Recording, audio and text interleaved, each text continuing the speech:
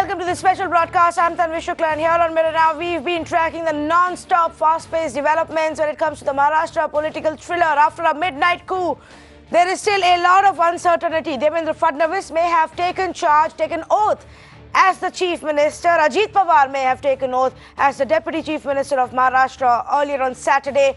But that doesn't mean that Maharashtra will end up having a stable government. We don't know. The governor has given 1 week's time to Devendra Fadnavis to prove his strength, to prove that he has the numbers. Since then, a lot more has happened, a lot has changed.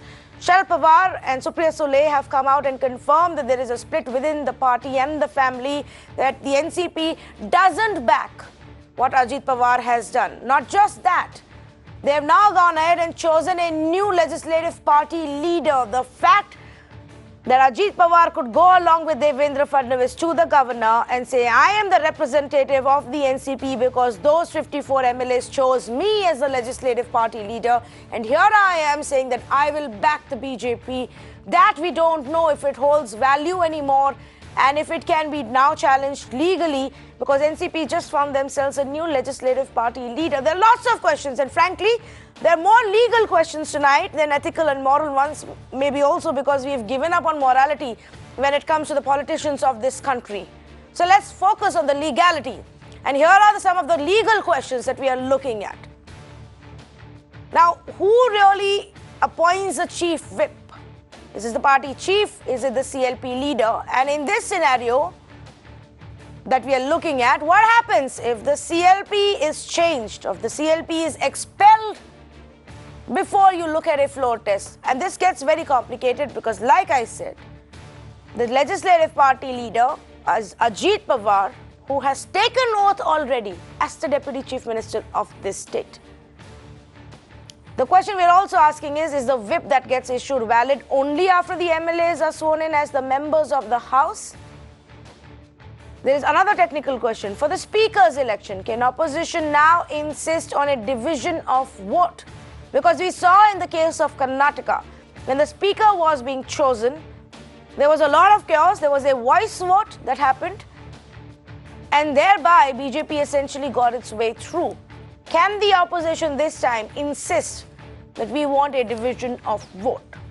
The big question also is, was the government right in bypassing the cabinet for the president's rule revocation? Yes, there is a law in place that allows the Prime Minister to use his powers under special circumstances. Are these one of those special circumstances? Will the governor's role largely come under legal scrutiny in the way he's conducted himself and the decisions that he's taken in the last 3 weeks? Let's say good evening to the panelists who are joining us right now. Nalin Kohli, national spokesperson for the BJP. Raghav Avasthi, lawyer, joins us this evening. PDT Achari, former Secretary General of the Lok Sabha. With me in the studios, Vinay Tiwari, managing editor for Mirror Now, and Girish Kuber, senior journalist, also joins us this evening. Let me, in fact, go across to Nalin Kohli first. Nalin, good evening to you. It does look like this battle is headed for the Supreme Court as things stand. And the Supreme Court may have to look at the issue of what happened in the last 24 hours and if any laws were broken.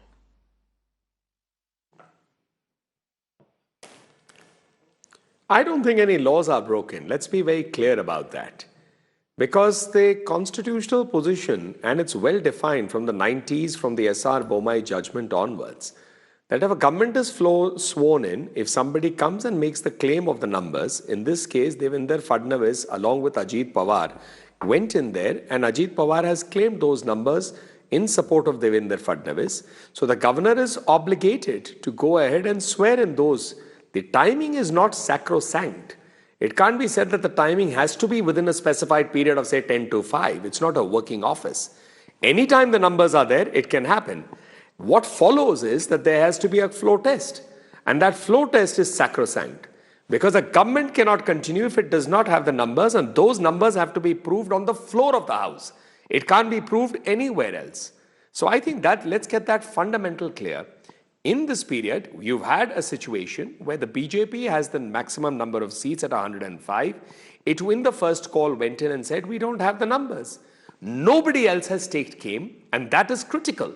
Right up to last night, to the last press conference done by those who are claiming that they have the numbers now, they never went to the governor. If they had the numbers, what prevented them to go to the governor?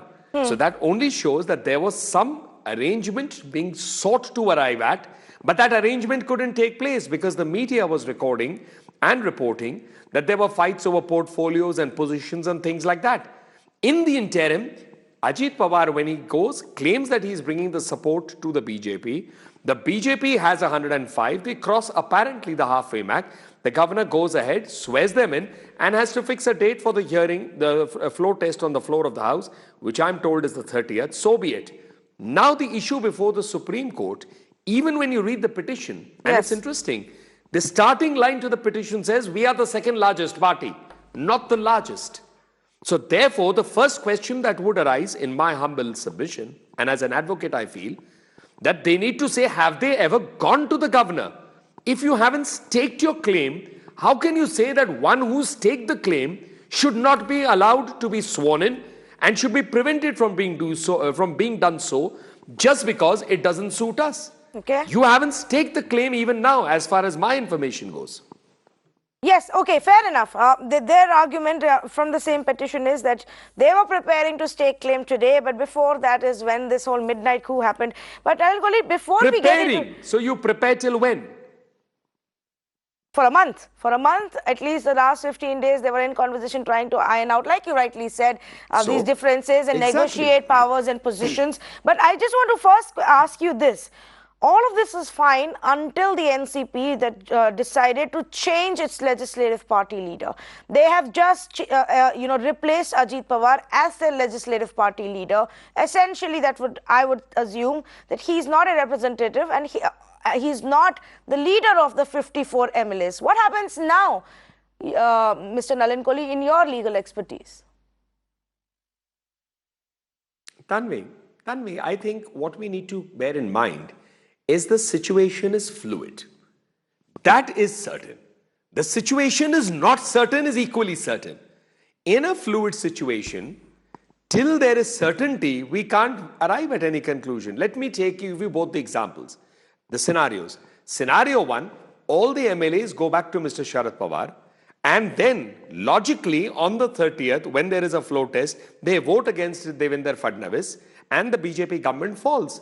Scenario two, there's a claim MLAs are physically present at A spot, B spot, sometimes with Mr. Pawar, sometimes with Mr. Ajit Pawar. And on the day that there is a floor test, which I'm told is the 30th, they vote for the BJP. Then what will follow is how many voted. Was that sufficient to qualify under the 10th schedule in terms of a split of a party? If it is not, then the question of disqualification, but the disqualification follows. So therefore, these are complicated questions. No, there so are a no legal dialects. question. And the beauty of democracy is, even though I heard your...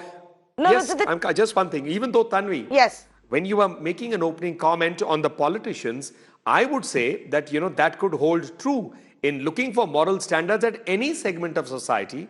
It could include the media, it could include doctors, it could include lawyers, it could include engineers. I don't think it's fair to single out the politicians because end of the day, the political movement and dynamics has its own path. Well, I will take that point, Mr. Nalin Kohli, because often these allegations are made, what we've seen. And these sweeping remarks are also made against the media. And I say the same thing that you did, that you cannot make such sweeping remarks. But legally speaking, I just wanted to ask Nalin Kohli this. Essentially, it depends on what the party whip says. How do you vote? How does the NCP party whip want its MLAs to vote? One would assume if Ajit Pawar was the legislative party leader, the whip would be to vote for the BJP.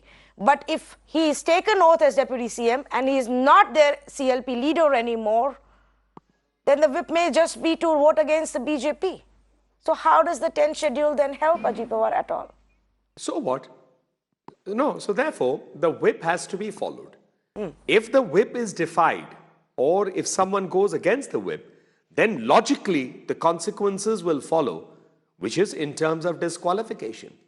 But the second part to it is that you first have to have the House to be constituted. In that House, people, and these are the MLAs, have to take their oath. That oath is to be done by a pro tem speaker, who would normally tends to be the senior most MLA.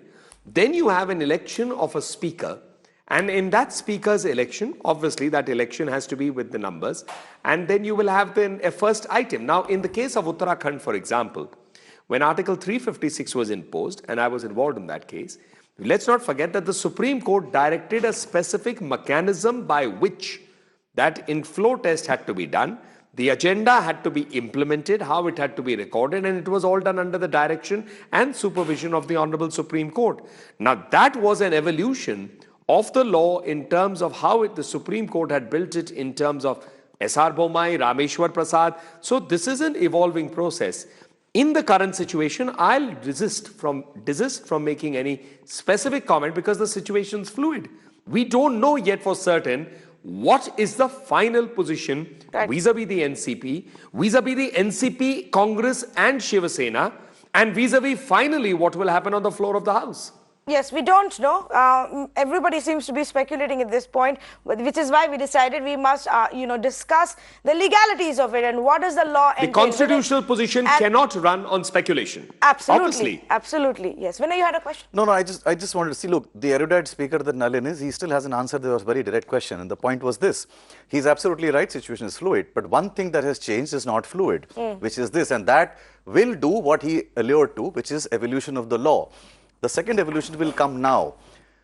The new development that has happened is one party had one particular person as a CLP leader who went and stayed claim on that ground because he's the leader of the party and he's got every right to go and stay claim on behalf of the party, which in this case Mr. Ajit Pawar has done. Now, before the floor test of strength on the floor of the House, that CLP leader has been removed by that party. So now you will have a new CLP leader who will issue that whip. This situation is not something that perhaps has a business in my mind. Yes, well, we were discussing this with Raghav Awasthi earlier. I don't know if he's managed to dig out more on this. Raghav, go ahead, please. He's raising his hand really high. Yeah, so what I wanted to say was that, so Mr. Kohli is right. And I would like to add a few points to what he has already said. I have the 10th schedule open in front of me. And it says, subject to the provisions of paragraphs 4 and 5, a member of a house belonging to any political party shall be disqualified for being a member of the house. A, if he has voluntarily given up his membership of such political party, and B, if he votes or abstains from voting in such house contrary to any direction issued by the political party to which he belongs or by any person or authority authorized by it in this behalf, without obtaining in either case the prior permission of such political party, person or authority, and such voting or abstention has not been condoned by such political party, person or authority within 15 days from the date of such voting or abstention. Right. Now the situation is this. The situation is that Mr. Ajit Pawar has been sworn in as Deputy CM and he has given some letter of support to the governor, and on the basis of that the governor has sworn him and Mr. Devendra Fadnavis as Deputy Chief Minister and Chief Minister respectively. What happens now? We have heard that there is some new legislature party leader who has been elected. We are yet to see as to whether this election has been done as per the constitution of the NCP, because I think in this case the constitution of the NCP has to be applied. So even that is, I think, subject to the jurisdiction of the competent court. The second point that I would like to make is this.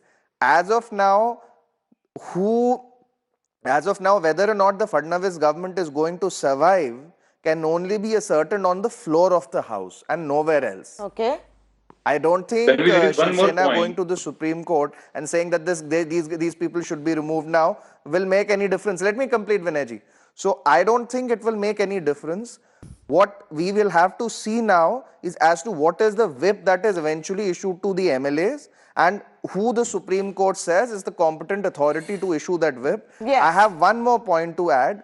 I feel that unless and until an MLA has voted contrary to the whip, and the vote is counted as such, he or she cannot be removed from membership of the House. Yes. So eventually it will boil down to what happens during the floor test. What the Supreme Court can do in this case, to my mind, is to say that, all right, if there is so much confusion, why don't we advance the date of the floor test? I don't think the Supreme Court can go beyond that. Okay. And even that, to my mind, would be not the correct thing to do, because in the case of Karnataka, maybe there was some kind of a concern in the mind of the Supreme Court that there is a possibility of horse trading. Correct. In this case, the chief minister and the deputy chief minister have been sworn in sworn in by the governor on the basis of the letter. So let's wait and watch what the Supreme Court does, but I believe we've got a reaction coming in from Prithviraj Chavan.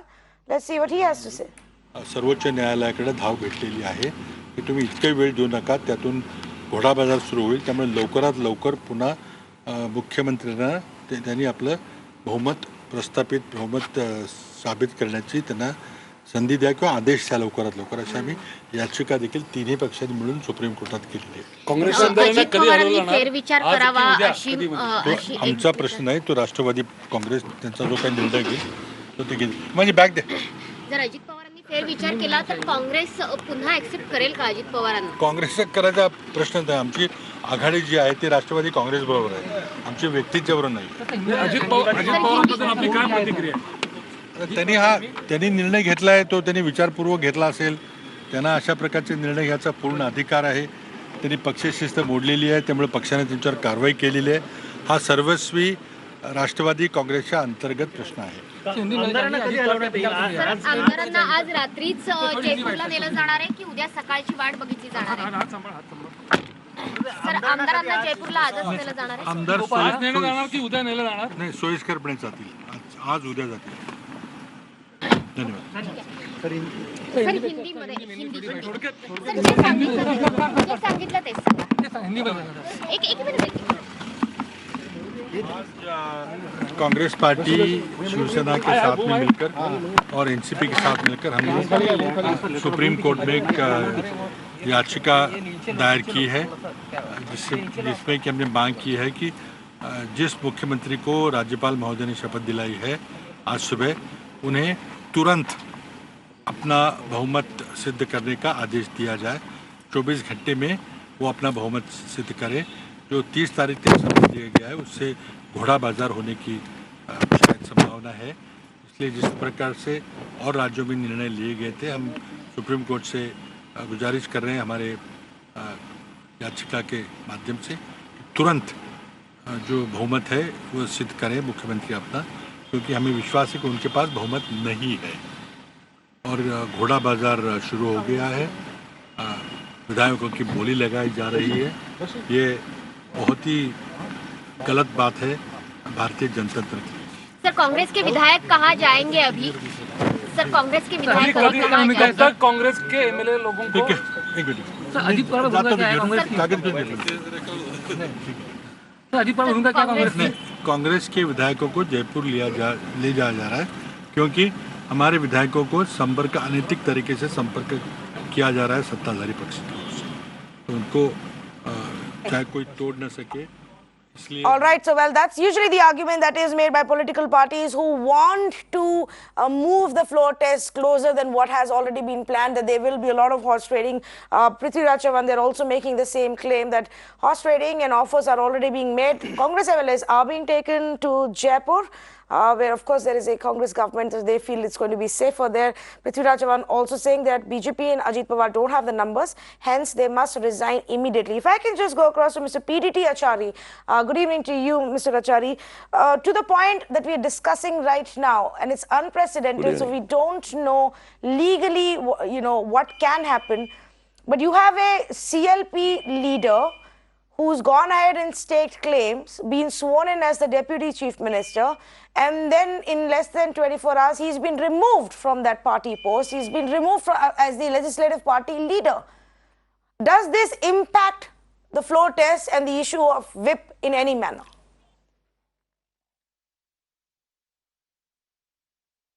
Well, the members of the assembly, members of the party in the assembly, have the right to choose a new CLP leader in the situation that has developed in Maharashtra.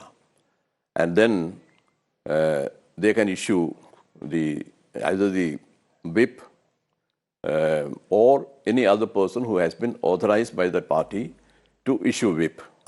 That person will issue whip, and it will be applicable to all the members of the NCP who have been elected on the NCP ticket. That includes Mr. Ajit Pawar also. And if there is a violation of the whip, certainly they are liable to be disqualified unless the party leadership condones their action. So that is the provision with regard to the anti-defection law. Now, in this case, what will happen, of course, we do not know, as the other panelists have said, that the situation is in a flux. And in any case, there will be a floor test on 30th unless the Supreme Court advances it. And I think the petition has been filed in the Supreme Court for seeking the Supreme Court's intervention in this matter. Yes. Otherwise, this will happen on 30th. And so naturally, then we will know whether the newly formed government has a majority on the floor of the House or not. So that will be decided on that day.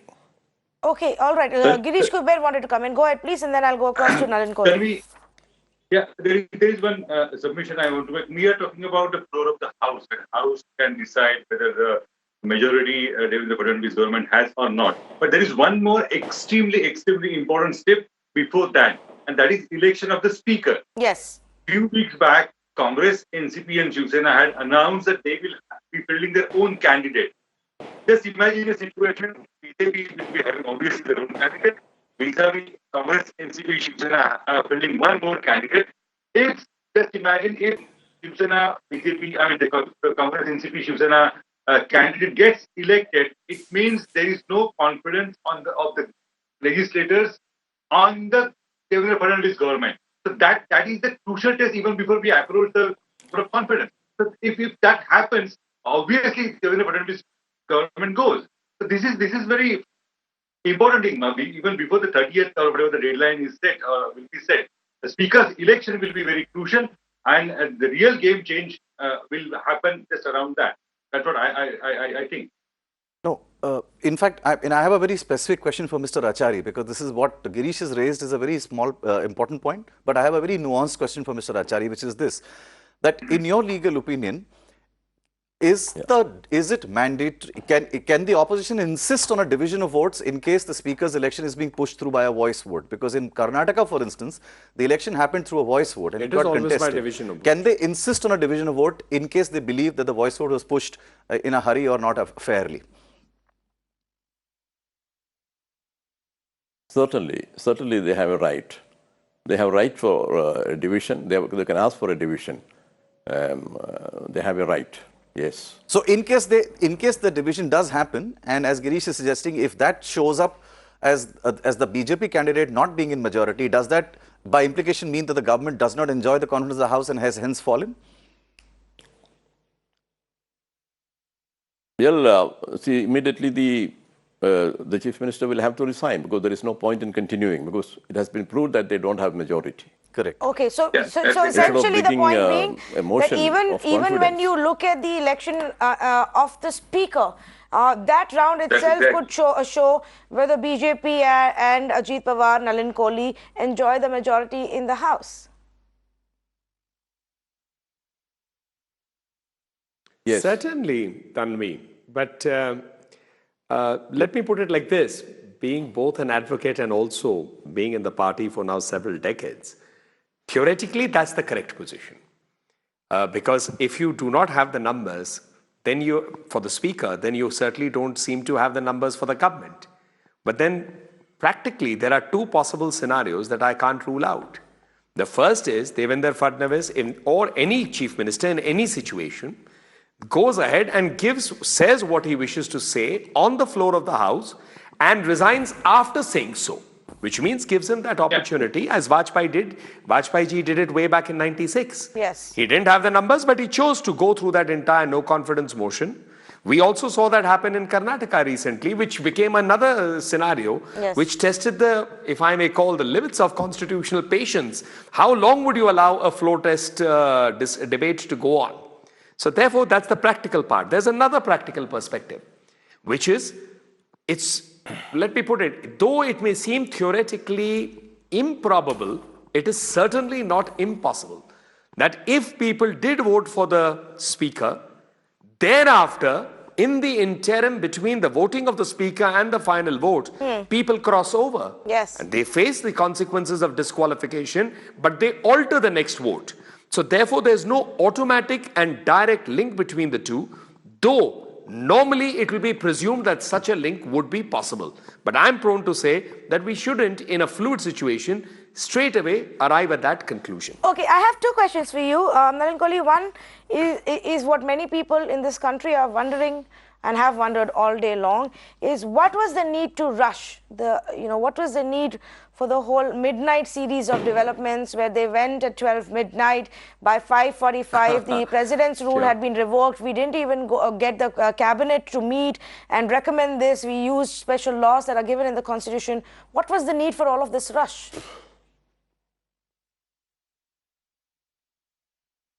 Before I answer this, I must also acknowledge that speaker, the discussion on the speaker's election, which Girishji, as a senior journalist, has raised, is a valid question in that sense. And therefore, that's why I was pointing out to a nuance that is possible, though logically it tends to be seen as an improbable scenario. Now, coming back to your question, first is, let's bear in mind, anything that exists in the statutes or in the constitution, there is no defined time that it must happen only between so and so working hours. The government doesn't sleep. The government is supposed to work all the time. And that's the nature of it.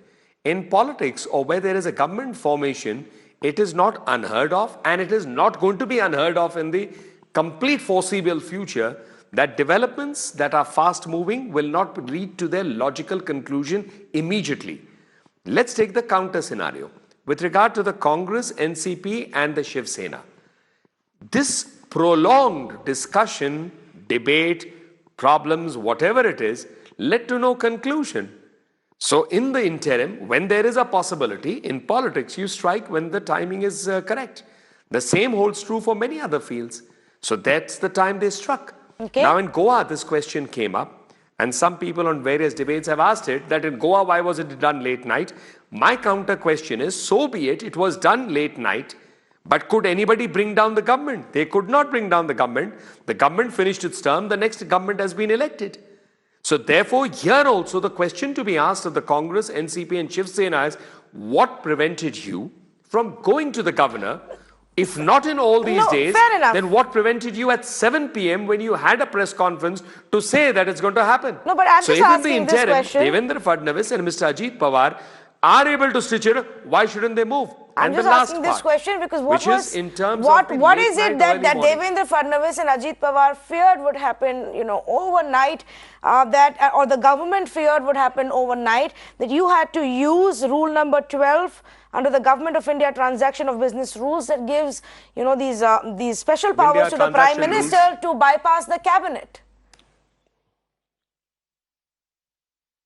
Well, first, let me come on Rule 12 of the Government of India Transaction Rules. That is not an exceptional rule. That is a rule that is followed quite regularly. Article 356 clearly says that the Cabinet's approval is required for imposing President's rule. But Article 356 is silent about the withdrawal of President's rule requiring a Cabinet's approval as a condition precedent. So the condition precedent for President's rule is a cabinet decision and approval, but there is no such definition of a condition precedent for the revoking of it. It can also be done post facto, which is where Rule 12 comes in. This is not the first case. There have been multiple occasions when the President has gone ahead and, given his consent to something without cabinet, and subsequently the post facto approval will be taken. So I don't take it to be an exceptional situation. Okay. That it is provided, that it is used, that is what Article 356 says, so be it. Now let's come to the next part of it, which is why the need to move so fast. Because if three people are saying we are having the numbers, we are planning to move, then the other side feels he has the numbers, he moves. As simple as that. In Goa, nobody stopped the Congress party from moving. Okay. While they were, in their sense, thinking about it, debating about it, feeling confident about it, the BJP went in, moved there. The BJP established its majority, and the BJP successfully completed its term under Manohar Parrikarji. Okay, so at that point of time, like Nalin Kohli says, they believe that they had the numbers between the BJP and Devendra Fadnavis and Ajit Pawar and those who were backing him. Well, But prima Raghav facie, Avasthi- anybody would if Ajit Pawar is coming with the letters. Yes, exactly. And that situation seems to have changed now, Raghav Avasthi, because Ajit Pawar is no more the legislative party leader, so perhaps doesn't enjoy that support. The 10 people who went with him, half of them have already, been spotted with Sharad Pawar. So, what really was the BJP's game plan? Why rush like that? I don't think that when you don't makes have the any numbers? difference. Wait, so I see. We had the numbers. That is why the governor sworn us in. The BJP was sworn in because the BJP had the numbers. And there were letters, there were signatures on a piece of paper which indicated, which signified support from these legislators. Now these legislators have gone ahead and they've elected a new leader of the legislature party. Whether or not Mr. Ajit Pawar still enjoys the support of these legislators can now be certain on the floor of the House. It depends upon which way they are going to vote. Either these MLAs go to the governor and say that Mr. Ajit Pawar no longer has a support. Even in that case, even if that were to happen, Mr. Ajit, whether or not this government enjoys the support of a majority of the members of the House can only be decided on the floor of the House. So I don't think this makes much of a difference. No, but I'm just simply saying that I find it very difficult to believe that Devendra Fadnavis really thought Ajit Pawar had the support of 54 MLAs. The governor has to follow the law. He has to follow the procedure. If he's given a letter, he has to go ahead with it and do his job. But my bigger question is if the BJP genuinely believed that Ajit Pawar had the support of the all I have to NCP answer this. MLAs. No, not at all. The governor has to go by the piece of paper that is placed in front of him. That's exactly what I said, Raghav. I'm not questioning the governor on this action. The piece of paper that is he went with the piece of paper. Yes, the question was largely about what Devendra Fadnavis and Amit Shah are thinking and what their game plan is. Nalin Kohli wanted to come in. Go ahead, please. Devendra Fadnavis and Amit Shah. May I just make a last Amit Shah have gone by the book. Now the NCP legislators are having second thoughts. Okay. If the NCP legislators are having second thoughts, then the NCP legislators are free to comply with whatever I don't think the BJP leadership is that naive as you're presenting them to be. But Raghav, I'll come back to you. What is the point of doing this now? I need one last answer from Nalin Kohli and then I will come back to you. Yes, Mr. Kohli, go ahead, please. Yes, Tanvi, with your permission and with the permission of the other panelists, I'll make this as my last comment because I need to be elsewhere after this debate. Is number one, is that the governor requires to see whether those numbers and support is there. In this case, it is evident that those numbers were presented by the CLP, by that leader who's elected of the NCP, who came with the letter, because the letter is normally written by that leader, and down you have the individual letters of the MLAs. So once he is prima facie satisfied, he swore therein. Raghav makes that point, which is correct. If the situation subsequently changes, the governor is not incorrect for having taken the correct decision at that point of time. A subsequent development, we'll see how it plays out. Because even the point with regard to the petition of the Supreme Court, at best, it was the correct position that the Supreme Court may advance it and put conditions to how it wishes to see the flow test being conducted. The second part to it is, then some people may ask a question that sometimes you ask for the physical verification of MLAs. Yes. Now let me assume for a minute, if this situation, in terms of the letters having not gone to the governor and the governor not having sworn in, and at this point of time, suppose people were to go to the governor and say, we have the numbers, in this confusion, then the governor may seek and say, I wish to physically see the MLAs. Because then there are counter claims. No, there are some with us. No, there are some with us. In that circumstance, sometimes this comes. But we are past that. Yes. Now that a government is sworn in, the reality at the moment is there is a government and Devendra Fadnavis is the chief minister. Ajit Pawar is the deputy chief minister. They are required to, this government is required to prove its majority on the floor of the House. It has to. Unless this government decides to, for whatever be the reason, resign. My own assessment is that it will go ahead and take the opportunity to prove its majority on the floor of the House. Okay. Thank you, Nalan Kohli, for that comment and for joining us as well. If I can just go across to Mr. PDT Achari, because almost all of the conversations that we are raising right now, Mr. Achari, boils down to now the floor test. Now, the governor, decided that we can give 1 week's time to Devendra Fadnavis to get everybody together and to prove his strength on the floor of the House. In the light of the changing scenario and the developments that have now happened in the last 24 hours, do you see the merit in advancing the floor test, lest it actually leads to more of horse trading and changing sides and whatnot?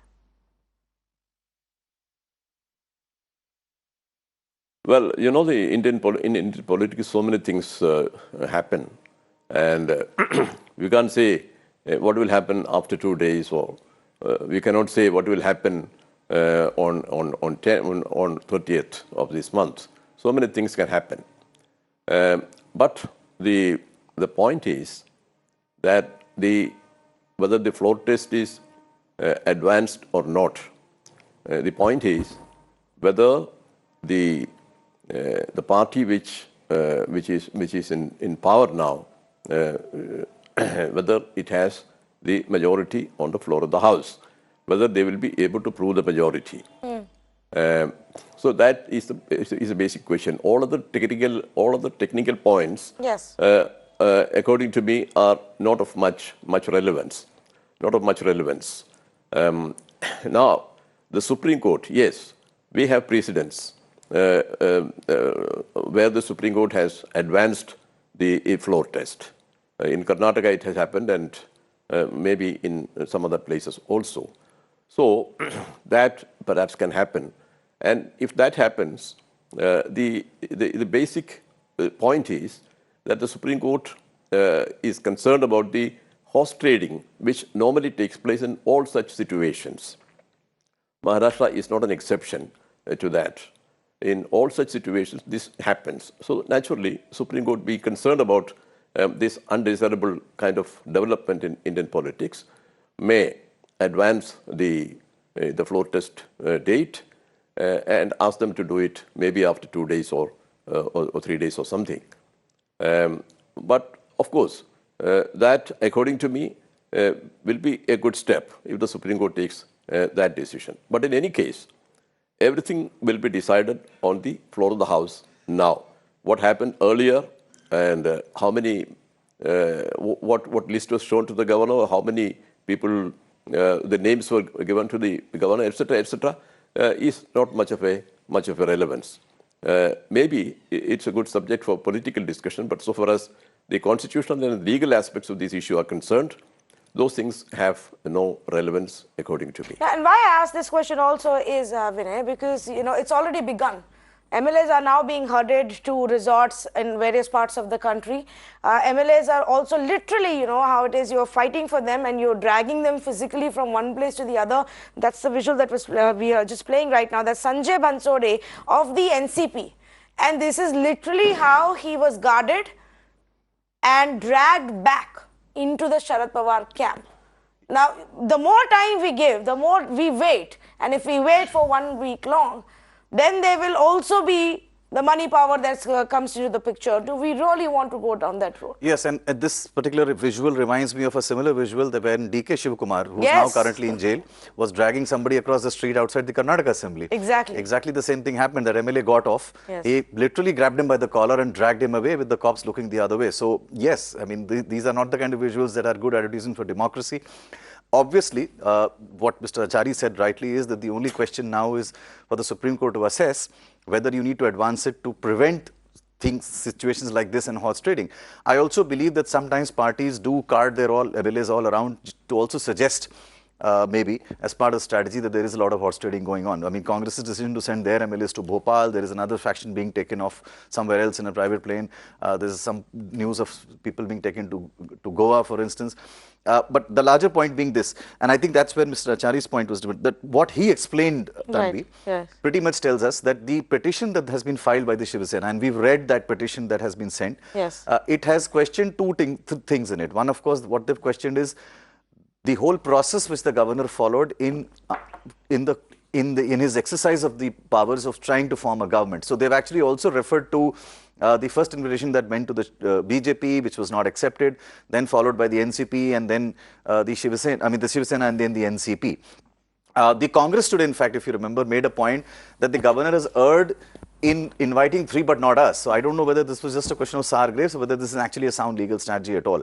But the point is that in their petition, they've chosen to raise even those issues. The whole process which the governor has followed. Because that part of the petition was also ready, Vinay. It is, they yes, did go probably to the that. Supreme Court but whether that will end up weakening their point or strengthening it, I'm not sure of that. But I think the only thing which, from what I could gather from Mr. Achari's point is that the only thing now in front of the court, which possibly they can do, is whether they believe that the floor test should be advanced to prevent and to settle this issue once and for all and to prevent horse trading. Okay. Raghav, go ahead, please.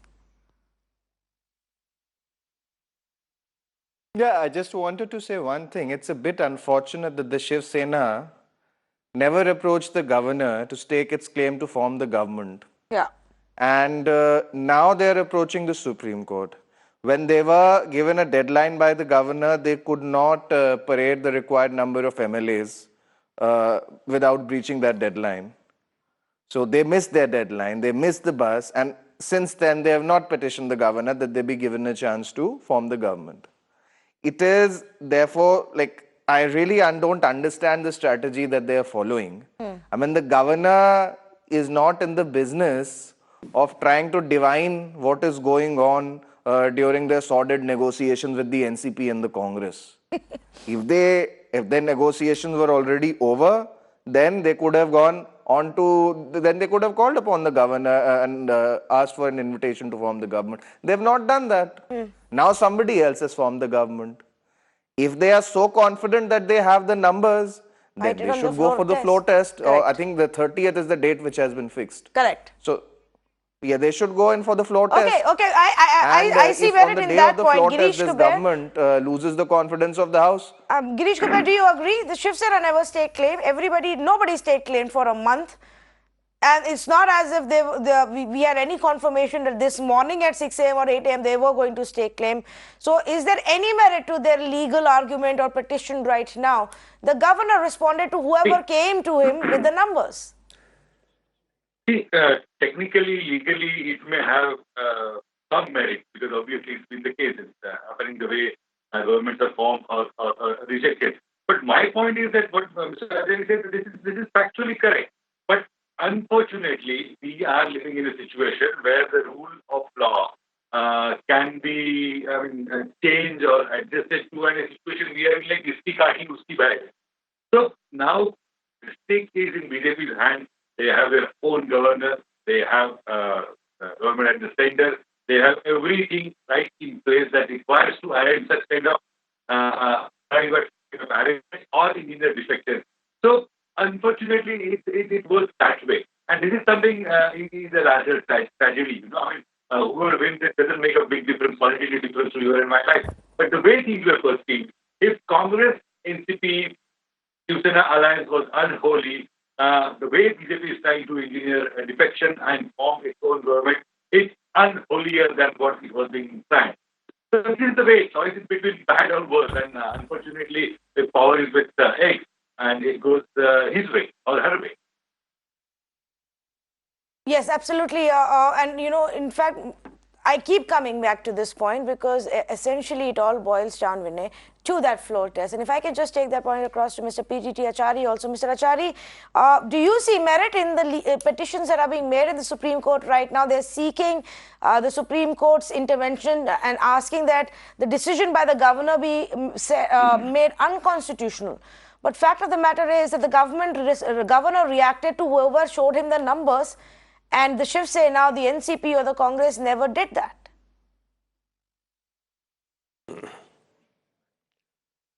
See, so far as this question is concerned, you know, the governors have acted in different ways in the past. The governors used to appoint people without ascertaining the fact whether they will be able to muster the majority strength or not. Many times it has happened. But according to me, the correct constitutional practice will be to ascertain the strength of the person whom you are going to appoint as a chief minister, whether he has a majority or not. The reason is that the constitution says that a chief minister or a prime minister must have the majority, and the council of ministers shall be responsible to the legislature. That means the council of ministers should have the majority in the house. So when the governor appoints a chief minister, he has to satisfy himself that the person whom he is appointing as the chief minister will command a majority on the floor of the house. This is the principal consideration before any governor. It is not that the governor can pick up anybody and make him a chief minister and ask him to go and prove his strength on the floor of the house. Governor has a constitutional responsibility to satisfy himself that this person will enjoy a majority. He is capable of enjoying a majority on the floor of the house. So that is a point which the governor has to think about. And, you know, in this case, I will quote Mr. K.R. Narayanan, the late Mr. K.R. Narayanan, who satisfied himself that Mr. Vajpayee had the majority support of the House. Only after that he swore him in. So that is a very, very important test, you know, that is constitutionally correct according to me. And I think all the governors should follow that. If they follow that, this kind of situation will not come about. Would you like to add to that? No, But if they were to follow this situation, the only question my point is that Yes, Girish. yeah, no. I mean, my point is political. If they were of a capacity or caliber to have such kind of a structure and follow the rule, in the first place, they wouldn't have been appointed governor. I mean, as simple as that. It's unfortunate, but that's the reality. Yes, and I think, look, Girish has made a political point, and because I wanted to pick Mr. Achari's brain on a constitutional point, which is this, that in all the light of what he has said, and the series of events that we've seen in the past, where we've seen governors have used the powers of discretion in various ways, they interpret it differently. Maybe is it time for, would Mr. Achari agree that there is time now to maybe more define the discretion that a governor enjoys, or should it deliberately be left undefined? Because I think the real problem is the discretion and the definition of discretion, because it can be used any which way. Is it time to define the discretion? More often than not gets misused. That's right. And whether Mr. Achari would agree with that? Certainly. No, it's actually defined very well. Can I come in here? Yeah, Okay, I'll come back to you in just a bit, Raghav. Let Mr. Achari respond and then I'll come to you.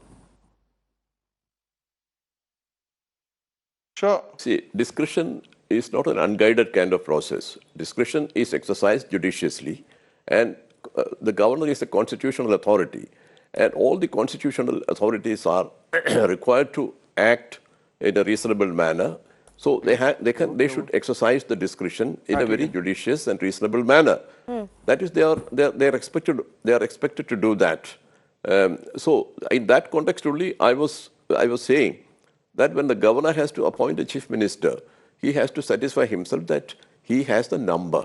If he has the number, he will be in. If he doesn't have the number, then he will be out.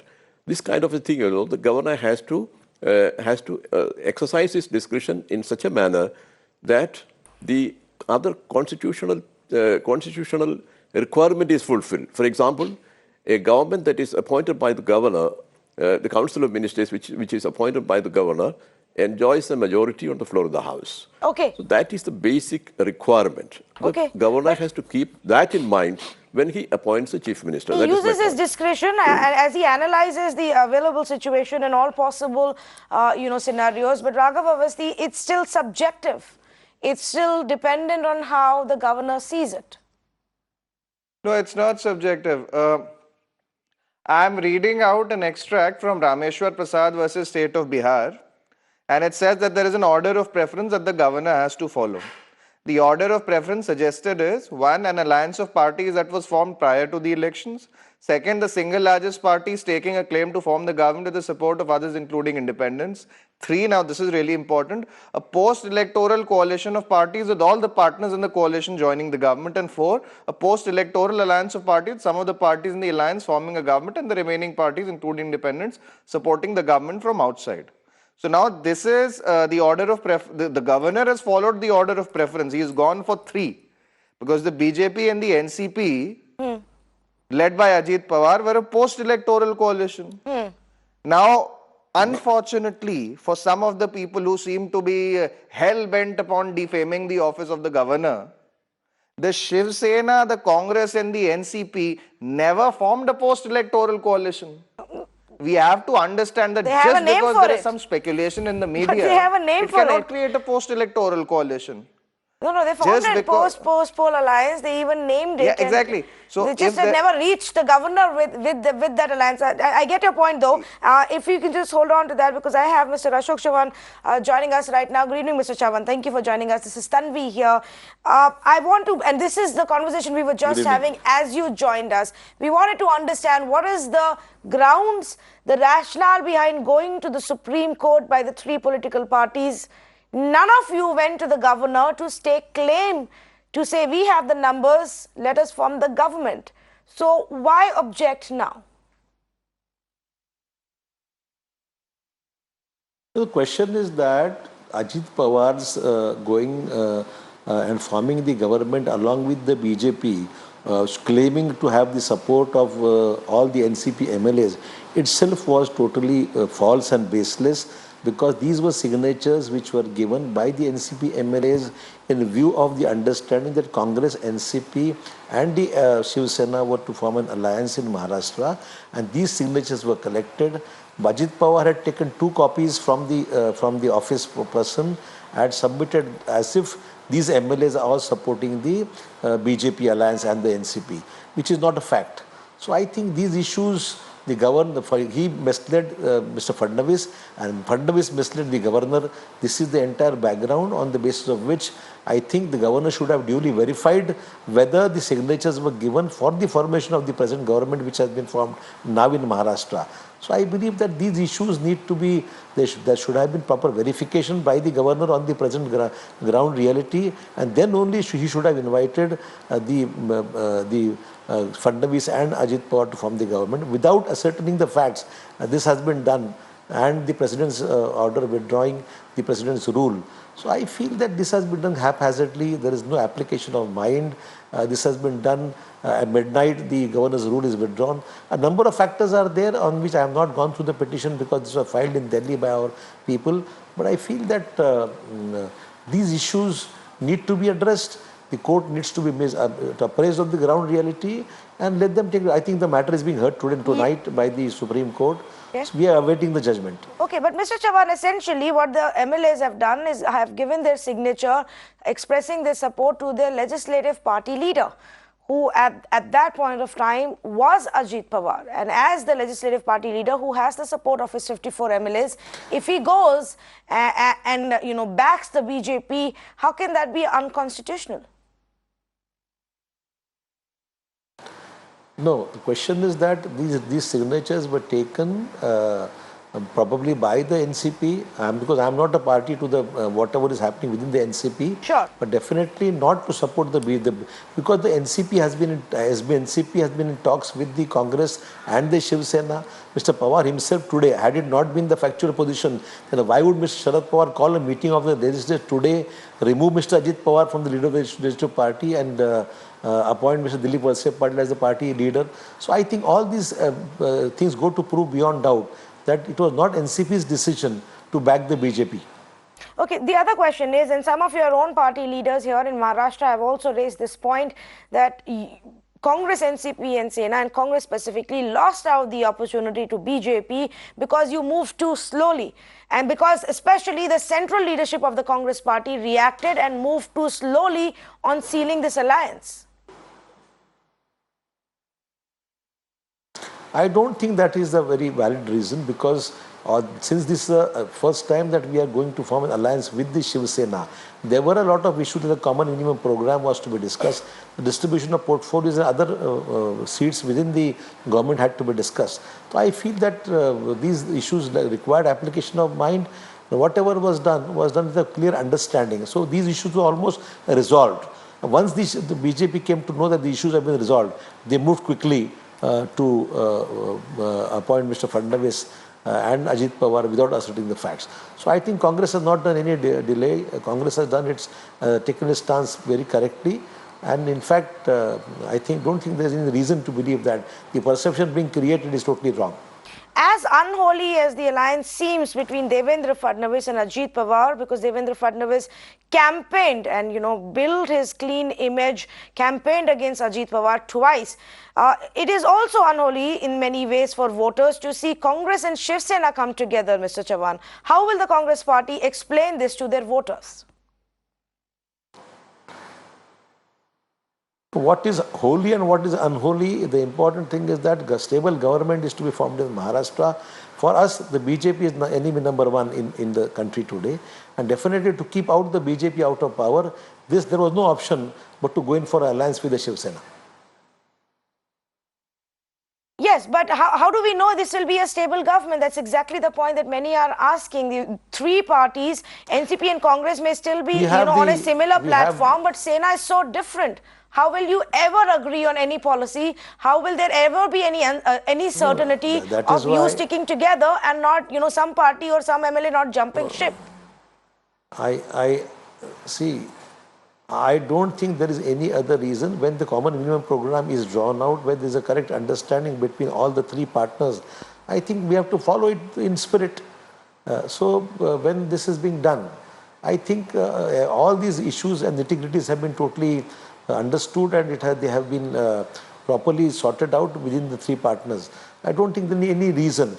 And if at all anybody goes beyond the limits which have been prescribed, the Congress is free to withdraw. But we won't. That's why it has taken the appropriate time that we sit down together, we discuss all the nitty-gritties of the formation of the new government. And that is why things have moved the way they are today. Mr. Chavan, I'm given to understand that after the legislative party meeting of the NCP, both Congress and Sena were informed of the decisions, and you mentioned that decision as well right now. Can you give us a sense of what are the numbers that this Grand Alliance is now looking at? How many of those who went with Ajit Pawar are back in the fold? What's your strength? The Congress has its own strength, 44, all the MLAs were present. The Shiv Sena's number of 56, they were also present when Uddhav Thackeray addressed them. And just now what NCP has announced, that only they are short of 5 MLAs who have not reported back. Maybe they are not in Mumbai or they must have been in the constituencies.